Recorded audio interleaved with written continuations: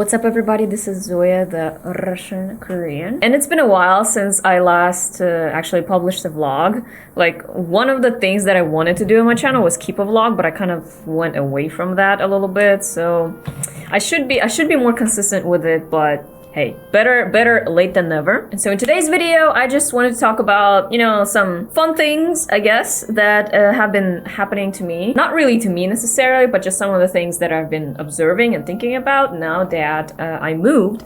And as some of you may know, I no longer live in Seoul. I moved to the countryside. I'm actually living on the western coast of South Korea now. I live in a province called Taean, and it's on the west coast of the country. Needless to say, there are a lot of differences between living in the countryside versus living in the city here in Korea. And so this is kind of what I wanted to talk about today. Now, obviously, there are some differences that you experience between the countryside and the city, regardless of the country that you're living in. So those don't just apply to Korea. Things like, the city tends to be more convenient than the countryside, and the countryside tends to be wilder, less populated. Things like that, they're obvious. I'm not going to talk about those things. I'm going to talk about things that when I first moved to the countryside here, that I noticed right away, that I didn't know at first, that I found to be interesting. So I just think those are things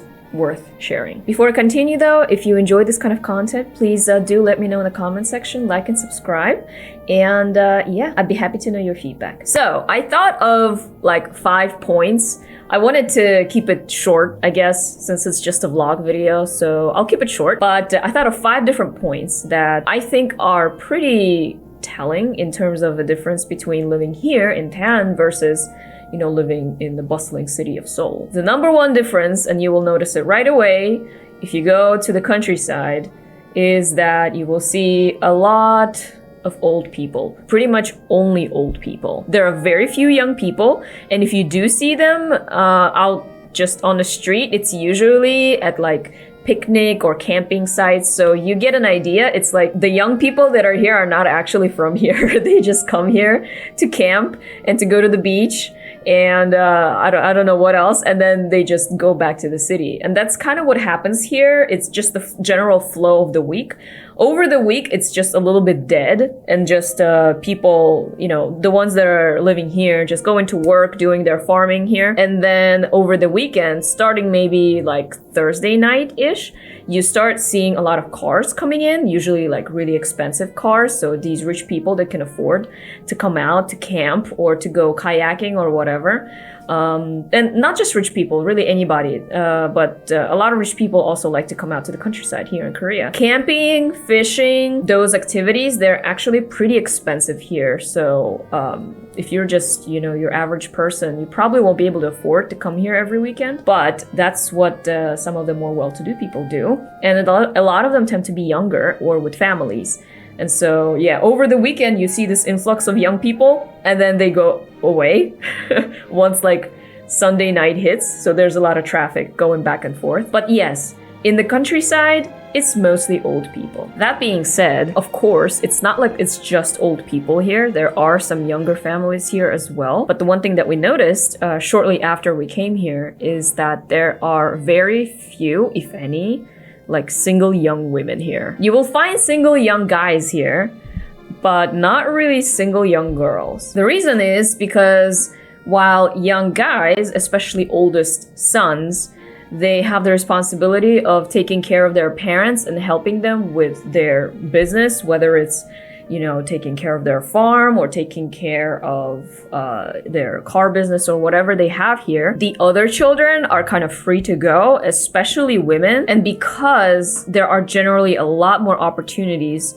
for, work and for really anything in the city, they just leave. And so the only ones left are the ones who are either married and settled here or not young women. Actually, one time I went to the grocery store and I specifically decided to try to look for like young single girls or single looking girls just like shopping, and nope, did not find any. I probably looked the youngest and the most single. So yeah, that's the second thing. The first thing, a lot of old people. Second thing, no young women. On the point of old people, I have a funny story. One time I was going to the dentist back when I was doing my wisdom teeth, and we went to the local clinic to get my stitches removed. And then as we were walking in, there are all these ads just like plastered on the outside of the hospital. And one of the ads is like for this hostess club, I guess. I'm not exactly sure what it is, but it kind of looks a little bit sketchy and a little bit spicy. And it has pictures of these girls on it. And on the poster, it said, 죽기 전에 한 번만 가보자, which means before we die, let's try to go there once. It's clearly targeted towards like older men. I just thought it was so funny because it says like before we die. Like you don't see those kinds of things in the city. So yeah, lots of old people. Another interesting thing about the countryside is that while there are less like young Korean single women here, there are actually quite a few young foreign women here. Whether they're single or not, I'm not sure, but I'm pretty positive that most of them aren't, because what happens here in the countryside is that, you know, these men, young men who stay in the countryside to help with their parents to take care of their house and to take over the business, right? They end up kind of like having a hard time finding themselves a girlfriend or finding themselves a wife. And so what a lot of people actually do, I'm not exactly sure how the process works, but they get wives from abroad, especially like Southeast Asian women who want to live in Korea for whatever reason. Yeah, they come here and they marry. So a lot of these are kind of arranged. You see quite a lot of international couples here in the countryside. And as a result, in like kindergartens, some of them look Asian, so you can't really tell that they're mixed. But like from some of the languages that they speak, sometimes you can tell. And some of them do look kind of mixed. They don't look pure Korean kind of. So it's an interesting thing. Like I thought that most foreigners would be, you know, in the city. And when I was in the city, when I lived in the city, I saw some foreigners.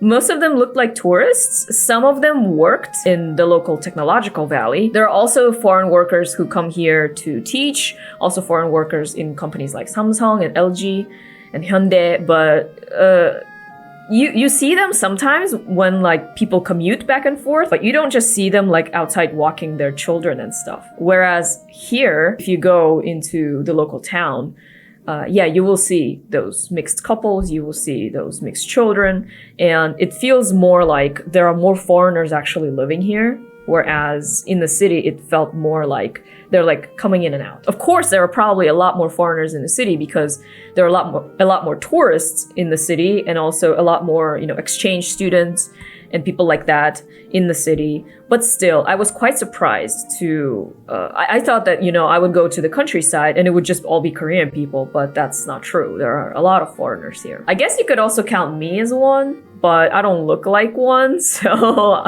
I don't know. All right, I have 2 more points. The 4th point is kind of funny, but a little bit disappointing. Is, you know, I thought maybe I just had a false impression that the farther into the countryside you go, the better the food gets because it becomes more like homey. Oh, that's not true. At least in these parts, maybe in other parts, it's really not that bad. But I've been to other countrysides and I would say it's about the same. The food is not that great. The reason why, and if you've ever stayed in Korea for longer than like 3 months, you would probably know, is that the turnaround for local businesses, especially food businesses, is really high in the cities because it's just so competitive. If your food doesn't taste good, people are not going to come in. You're not going to be able to sustain your business, so you'll have to get out and then someone else will get in. Or, you know, you start your own, let's say, like a pork restaurant, like a roasted pork restaurant, and you're doing okay, but then another roasted pork restaurant opens literally like next door and they're doing a lot better than you and they have better prices than you. And so you will quickly go down. So because of that, there's a lot of competition in the city. And because of the competition, people generally try hard to make their food and their service be good. Whereas here in the countryside, there's just no competition. Like, there's not gonna be another pork venue moving in right next door because there is no next door. So if your food sucks, there's nobody to really tell you that it sucks. The one thing that does exist these days is like online reviews, but let's say you really don't want to cook that day and the only thing that's outside is like the local little kimchi restaurant that's like okay-ish. It's not that great, but hey, I would go there if I'm like super hungry. I would go there, you know? So it's kind of like that. There's just not a lot of good food places here. This isn't to say that there are no good places. There are some good places here that are delicious, that I've been to, that we got recommended, that we visited, that we really like. So those are the places that actually do really well and people enjoy them.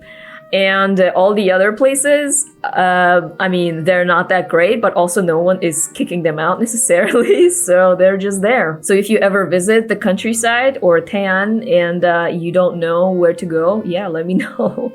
I'll tell you where to go. Because if you don't know, you might end up with a pretty disappointing experience, let's just say. That being said, and that would be my last point for today's video. Of course, there's a lot more to mention, but these are just some of the things, some of the things that I thought would be fun to talk about. The fifth point, the difference that I've noticed is that in the countryside, there are a lot more like chubby people. Now, you might be saying, Zoya, you just said that the food there is not good. Okay, food in restaurants being not good has nothing to do with people being more overweight or not. It's not actually about the quality of food, I think. In my opinion, the reason why there are a lot more chubby people in the countryside as opposed to cities like Seoul is because, you know, it's just not a fashion show here. People in the countryside are simple, you know, they care about how they look, but they don't care as much as the people in the city who, you know, every weekend they go out into like, I don't know, Gangnam with their friends, or they go out to Itaewon or something to the club. And so they have to look great. So they're all on these diets and they're wearing these, you know, fancy clothes, or they try to fit in those clothes. And so, yeah, you will see a lot skinnier people in the city. And then you go into the countryside and all of a sudden it's like less and less and less skinny people and a lot more just like chubby, overweight. You see a lot more of those people, you know, in the countryside. I think there's a stereotype that like all Korean people are like skinny.